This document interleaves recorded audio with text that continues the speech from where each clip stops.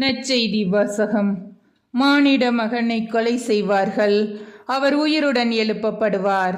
மத்தேயு எழுதிய தூய நற்செய்தியிலிருந்து வாசகம்.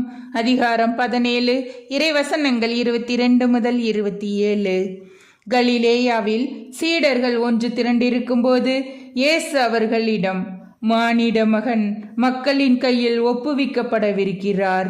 அவர்கள் அவரை கொலை செய்வார்கள், ஆனால் அவர் 3ஆம் நாள் உயிருடன் எழுப்பப்படுவார் என்றார். அப்பொழுது அவர்கள் மிகவும் துயரடைந்தார்கள். அவர்கள் கப்பர்நாகுமுக்கு வந்தபோது கோவில் வரியாக 2 திராக்மா தண்டுவோர் பேதுருவிடம் வந்து, உங்கள் போதகர் 2 திராக்மா வரியை செலுத்துவதில்லையா என்று கேட்டனர். அவர் ஆம், செலுத்துகிறார் என்றார். பின்பு வீட்டுக்குள் வந்து பேதுரு பேசத் தொடங்குவதற்கு முன்பே இயேசு, சீமோனே, உனக்கு எப்படி தோன்றுகிறது?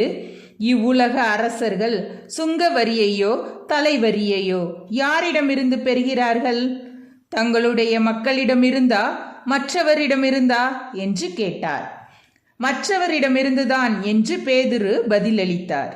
இயேசு அவரிடம், அப்படியானால் குடிமக்கள் இதற்கு கட்டுப்பட்டவர் அல்ல. ஆயினும் நாம் அவர்களுக்கு தடையாய் இருக்கக்கூடாது. எனவே நீ போய் கடலில் தூண்டில் போடு.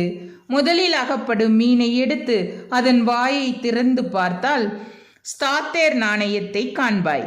அதை எடுத்து உன் சார்பாகவும் என் சார்பாகவும் அவர்களிடம் செலுத்து என்றார். ஆண்டவரின் அருள்வாக்கு. கிறிஸ்துவே உமக்கு புகழ்.